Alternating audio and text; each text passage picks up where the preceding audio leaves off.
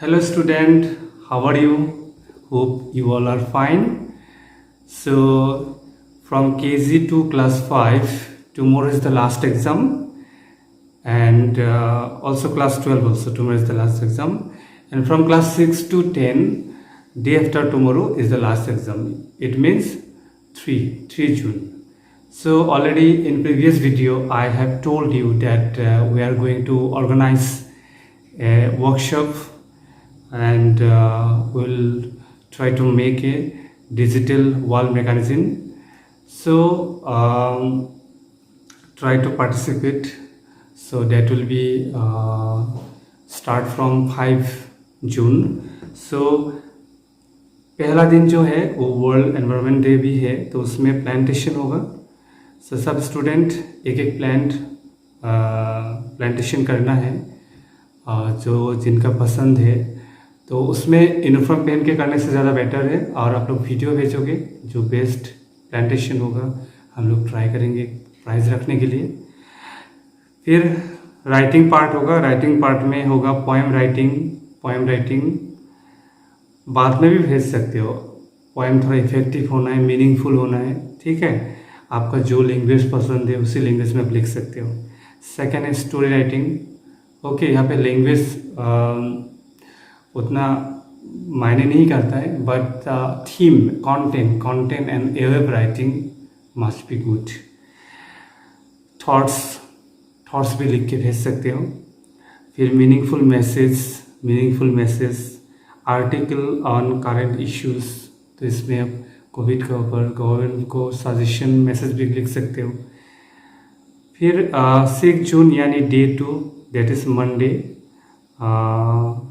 उसमें भी writing part है. Facts, essay writing, autobiography, script writing में आपके ड्रामा का स्क्रिप्ट लिख सकते हो, ठीक है. शॉर्ट फिल्म का स्क्रिप्ट लिख सकते हो, और ये एजुकेशन रिलेटेड होना है, ठीक है.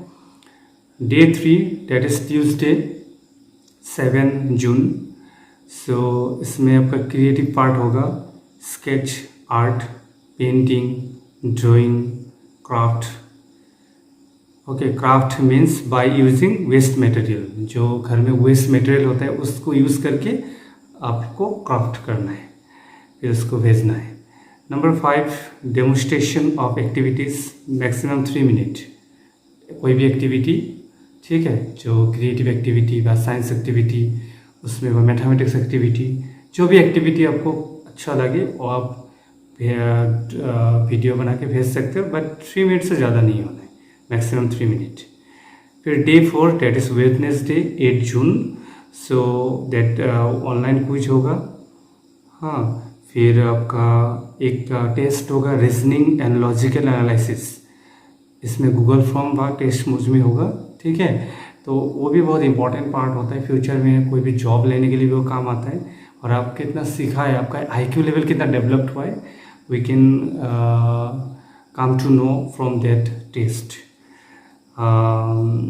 डे 4 में पोस्टर मेकिंग होगा. पोस्टर मेकिंग, कैसे पोस्टर बनाया जाता है, puzzle model, mathematics picture puzzle. फिर प्रेजेंटेशन भी 2 मिनट से ज़्यादा नहीं होना है, छोटा सा वीडियो बना के आप भेज सकते हो, ठीक है. इसमें और डिटेल्स दिया जाएगा ग्रुप में. अभी एग्ज़ाम चल रहा है, इसीलिए आप लोग एग्ज़ाम में ज़्यादा फोकस करना है. शॉर्टली हम लोग डिस्प्ले कर देंगे, ठीक है. सो ट्राई करना वो इफेक्टिव करने के लिए. तो this is all about what workshop. फिर मैंने और एक चीज़ डिसाइड किया है कि हम लोग हर एक साल में 3 बार, मतलब एवरी 4 मंथ इंटरवल हम लोग एक एग्ज़ाम कंडक्ट करेंगे based on creative things, means logical and aptitude का ऊपर एग्ज़ाम होगा.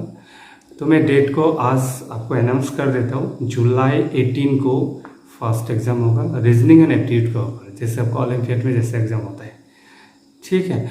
तो आपका रेस्पेक्टिव टीचर उसको थोड़ा पढ़ाएगा भी है, हम लोग उसको इंस्ट्रक्शन देंगे. ये शॉर्टली हम लोग इंट्रोड्यूस कर रहे हैं इसका. नेक्स्ट होगा वो अक्टूबर 3 अक्टूबर. उसके बाद होगा सेशन का लास्ट जनवरी 23, मीन्स 23 जनवरी 2022, वो आपका लास्ट एग्ज़ाम होगा. मतलब हर एक साल में 3 एग्ज़ाम होगा, और वो एग्ज़ाम में ओवरऑल जो टॉप करेंगे उनको हम लोग ट्राई करेंगे फ़ी कंसेशन देने के लिए, व और कुछ हम लोग इफ़ेक्टिव प्राइस उसमें इंट्रोड्यूस करेंगे। तो इस टाइप का एग्ज़ाम देने से जब आपका हैबिट्स में कन्वर्ट हो जाएगा तो आपको एग्ज़ाम देने में मन करेगा। एंड तब उसमें क्या होगा, आपको सबसे इम्पॉर्टेंट बात है एग्ज़ाम फोबिया भी रिमूव होगा। कोई भी न्यू क्वेश्चन आने से कैसे हम लोग सोचना पड़ता है, कैसे सॉल्व करना था, उस टाइप का एटीट्यूड डेवलप्ड होगा। And one important thing is that हम फॉरेन कंट्री में भी देखा है, थोड़ा एजुकेशन सिस्टम में होम साइंस व लिविंग स्टडीज़ के ऊपर भी सब्जेक्ट होता है। हम लोग भी स्लोली ट्राई करेंगे अप टू क्लास 8 उसको इंट्रोड्यूस करने के लिए। तो अभी आप लोग कर सकते हो, अभी तो एनफ टाइम है। जैसे कोई खाना बना के उसको वीडियो बना के भेजा है, तो खाना बनाना सबके लिए पॉसिबल नहीं है, तो ये सब काम भी कर सकते हो। दूसरा तरीके से नहीं लेना है, ईगो में नहीं रखना है। जैसे कोई घर साफ करके रूम को अपना डिसिप्लिन बना के कैसे आप डिसिप्लिन किया है उसको वीडियो बना के भी भेज सकते हो, ठीक है। कोई बाथरूम साफ करके कर सकते हो, it's part of education also. तो अपना आप खुद यूज़ करते हो तो उसको भी आप क्लीन करके उसको वीडियो बना के आप भेज सकते हो, वो भी एक अच्छा काम है। घर में जो झाड़ू लगाना व पोछा लगाना वो सब काम करके भी आप लोग भेज सकते हो। तो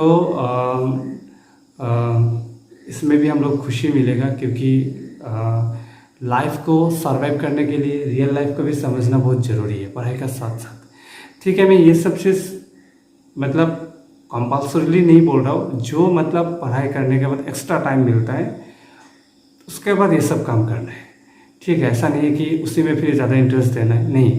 आपको पढ़ाई करने के बाद माइंड को फ्रेश करने के लिए, माइंड को रिफ्रेश करने के लिए you can do this type of work and you can send.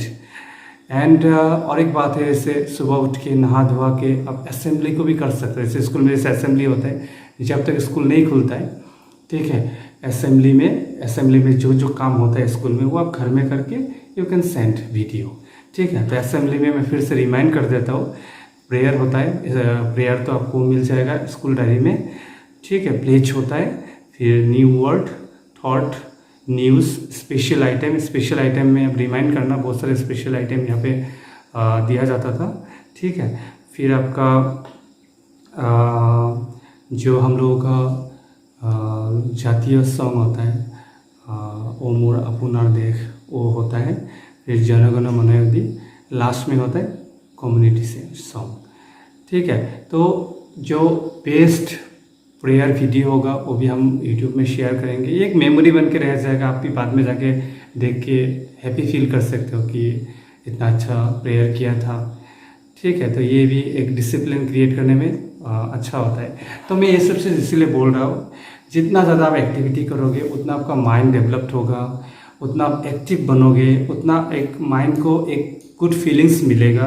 और ये सब अगर हैबिट में कन्वर्ट हो जाता है ना, तो बाद में देखना आप बैठ के नहीं रह सकते हो, आपको हमेशा एक अच्छा काम मतलब अच्छा एक्टिविटी में इन्वॉल्व होने का मन करेगा। और अपार्ट फ्रॉम दिस, जो भी स्टूडेंट थोड़ा सा बेटर करना चाहते हो, जो भी नहीं सब कोई बेटर करना चाहता है, तो मैथमेटिक्स एंड साइंस को ज़्यादा प्रैक्टिस करना है, लिख के प्रैक्टिस करना है, हाँ। And you should give more and more time. और एक बात मैं आपको बोल रहा हूँ, सबसे इम्पॉर्टेंट पॉइंट है, जैसे आप पढ़ाई करते हो जब, उसमें बाहर का थॉट्स नहीं आना है, ठीक है। बाहर का थॉट्स नहीं आना है, उसको आपको देखना है क्या पढ़ाई करते वक्त बाहर का थॉट्स आपको डिस्टर्ब करता है क्या। अगर डिस्टर्ब करता है तो आप आगे ग्रो करने में बहुत दिक्कत होगा, उसको आपको हैबिट को चेंज करना है। एंड फाइनली हम लोग जो अभी क्लास 7 का जो बैच है वो जब 9 में उठेगा, यानी इस साल में नहीं होगा, इस साल में तो लॉकडाउन भी जा रहा है, तो थोड़ा सा डिफ़िकल्ट टाइम है। जो दूसरा साल मतलब 2023 होगा, जब 9 में पहुंचेगा, तो 8 से 9 में जब प्रमोट होगा तब हम लोग एक एंट्रेंस एग्जामिनेशन होगा, ठीक है। मैं पहले 1 साल पहले मैं अनाउंसमेंट करता रहा, 1 साल से भी ज़्यादा टाइम आपको मिल जाएगा, तो अभी से प्रिपेयर करना है। तो वो एंट्रेंस पास करेगा तभी वो 9 में प्रमोट होगा, मतलब हम लोग स्कूल में रह पाएगा। ये अभी तक मैंने जस्ट आइडिया लगाया, अभी तक एग्जीक्यूशन नहीं किया, फाइनल डिसीजन होगा कुछ दिन में। तो इसमें क्या होगा, जैसे क्लास 10 में इफेक्टिव एग्ज़ाम होता है, 12 में इफेक्टिव एग्ज़ाम होता है, ठीक है। तो क्लास 10 में कोई स्टूडेंट क्या होता है बहुत डर जाता है एग्ज़ाम में, तो उससे पहले कोई एक टफ एग्ज़ाम अगर होता है तो आपको थोड़ा सा एग्ज़ाम फोबिया दूर होगा, और एक रेस्पॉन्सिबिलिटी रहेगा कि क्लास 8 का बाद एक एग्ज़ाम पास करना पड़ेगा, ठीक है। तो उसमें कंटेंट का साथ साथ हम लोग जैसे रीजनिंग एप्टीट्यूड भी उसमें डालेंगे, ठीक है। और होना भी चाहिए, क्लास 9 10 को पढ़ने के लिए रेस्पॉन्सिबिलिटी होना चाहिए। तो रेस्पॉन्सिबिलिटी डेवलप्ड होगा तभी तो they are eligible for studying in class 9 and 10, okay. तो ये माइंड में रखना है। जो अभी क्लास 7 का स्टूडेंट है वो जब 9 में एंटर होगा तो उससे पहले you have to give a tough entrance test conducted by Gurukul. Similarly 6 भी जाएगा तो वो फिर वो एग्ज़ाम हर एक साल चलता रहेगा। तो हम लोग इस बार ही मैंने सोचा था, प्लानिंग किया था, लेकिन इस बार पॉसिबल नहीं होगा कि बहुत सारे स्टूडेंट सर्वाइव कर रहे हैं। अभी भी फॉर्मल क्लास ऑफलाइन क्लास अच्छे से स्टार्ट हुआ ही नहीं है, तो नॉट पॉसिबल। तो तब भी जो एग्ज़ाम हम लोग अभी कंडक्ट कर रहे हैं जुलाई में, 18 जुलाई में मैंने जो डेट दिया है, तो उस पैटर्न को ही जाके पैटर्न से एग्ज़ाम होगा, मतलब 8 से जब 9 में प्रमोट होगा, ठीक है। तो साथ साथ में हेल्थ में इम्पोर्टेंट देना है, बार बार रिमाइंड कर रहा हूँ, ठीक है। हेल्थ को ठीक रख के बाकी काम करना है। एंड फिजिकल एक्सरसाइज करो, खाना पीना अच्छे से खाओ। कोई डाइट बहुत कम एज में डाइट मेंटेन करना भी ख़राब है, आप लोग को उतना जानकारी नहीं होता है। हाँ, और एक इम्पॉर्टेंट पॉइंट है, जैसे मान लेते हैं कि हम लोग संडे को जब तक मतलब एग्ज़ाम का टाइम में नहीं है, जैसे नॉर्मल ऑनलाइन क्लास चलता है, तो हम लोग संडे को एक दिन मोबाइल को रेस्ट दे सकते हैं, रेस्ट डे। तो उससे क्या होगा, हम लोगों को पता चल जाएगा हम लोग मोबाइल एडिक्शन हुआ कि नहीं, ठीक है। एक दिन मोबाइल छोड़ के रहना है, संडे को रखने से ज़्यादा बेटर है। तो संडे का दिन में आप लोग मतलब ज़्यादा एक्टिविटी कर सकते हो, ठीक है, लेकिन मोबाइल से दूर, मतलब कोई मोबाइल यूज़ नहीं करना है एक दिन। और एक इम्पॉर्टेंट बात होगा, जैसे रीजनिंग में ना, रीजनिंग एप्टीट्यूड में वो एग्ज़ाम में एक सेक्शन इंग्लिश ग्रामर भी रहेगा, क्योंकि इंग्लिश ग्रामर जानना बहुत ज़रूरी है। और इंग्लिश ग्रामर जो है वो स्कूल लेवल में ज़्यादा डेवलप्ड होता है, बाद में डेवलप करना बहुत प्रॉब्लम हो जाता है। मैं प्रैक्टिकली इसको फेस किया है, ठीक है। Up to class 10 English grammar perfect हो जाना चाहिए। तो वो जो एक साल में जो 3 एग्ज़ाम होगा, रीजनिंग एप्टीट्यूड एंड उसमें इंग्लिश ग्रामर भी रहेगा साथ में, ओके। तो आज के लिए इतना ही है, शॉर्टली फिर शेयर करते जाऊंगा। एंड अगर कुछ कन्फ्यूजन होगा तो आप वीडियो का नीचे कमेंट कर सकते हो, ठीक है। मैं फिर पर्सनली फ़ोन करके आपको मैं मतलब लॉजिक से समझाऊंगा। And okay then fine.